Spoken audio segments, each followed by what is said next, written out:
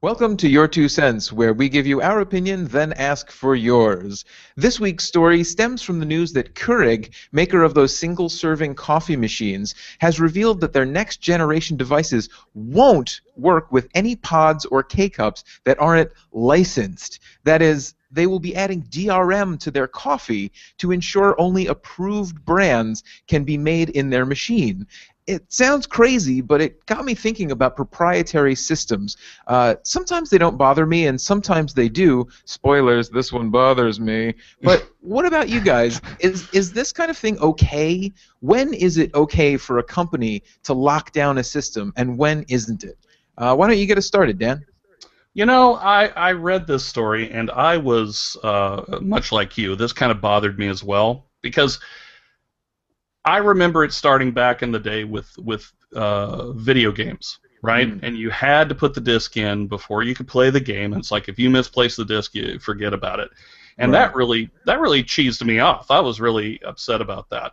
And I thought, well, in other words, you couldn't run the game that you had installed on your hard drive without having the physical disc. Yeah, it was like so having now you have to have the physical coffee before you can drink it. Exactly, exactly. You have to have the exact same beans that they prescribe. Now, this is the thing, though. I am surprised actually that it took so long for this to happen in the food industry or the beverage making industry. Yeah. Like I was thinking, we've all seen those pod coffee machines, and I am so surprised that they haven't locked that down and followed Apple's route,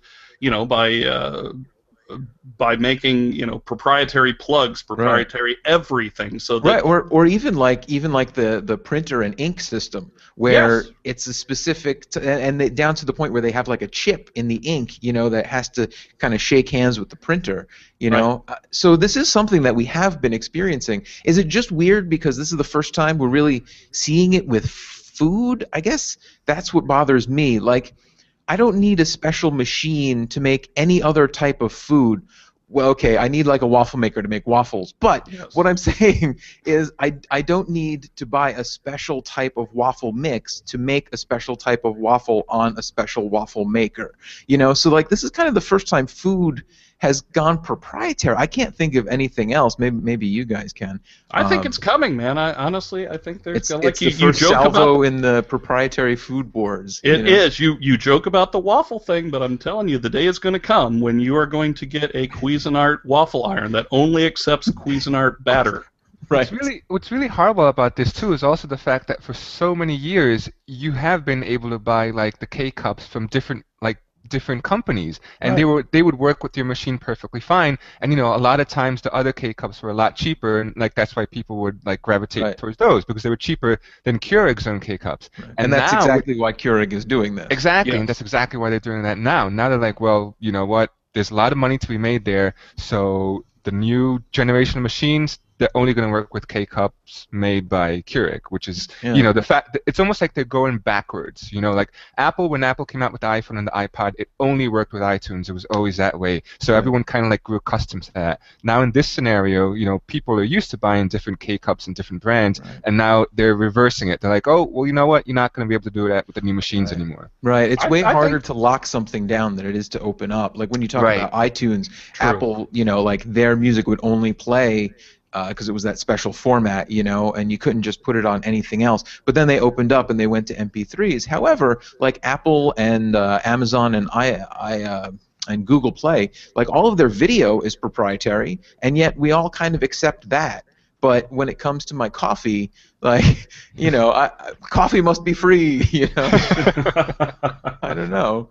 I just think there's going to come a day when everything is going to be proprietary. I mean, let's put it this way: if it does actually make them a ton of money by going proprietary, then other people will follow suit. But I think that most people will jump on the bandwagon of, the man's keeping me down from getting the coffee that I deserve. Do you think this is going to lead to like a third-party business of like K-cup refillers that you can like bring your used K-cups down to like the deli on the corner and they'll like cram new grounds into it and reseal I don't see why not. The only way that wouldn't work is I think with some of the machines they puncture the top of the actual cup. Right. I don't know how. I'm sure they would do something so that to prevent people from doing that. that. Yeah. But going back to Dan's thing, like I could see like this is going to be the start of like different little mini ecosystems building up all over the place. So you're gonna have like the coffee ecosystem. We already have like the music and the video ecosystem.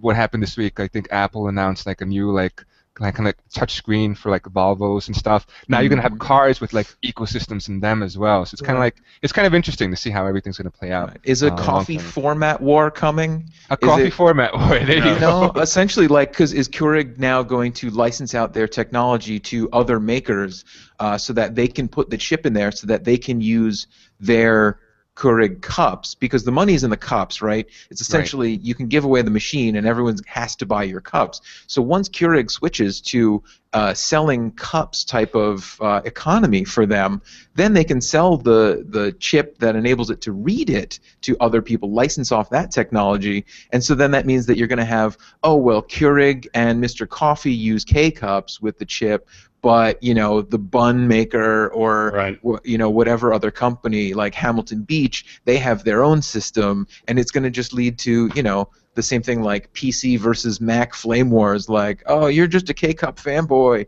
type of thing. Well, here's what's going to happen. I mean, ultimately, and let's be realistic about this. Apple's going to buy them all out and come out with the iGround. Right. And we'll just take over the coffee market. Right, and then there'll be the open source coffee that Google has backed. The not so free trade. Right.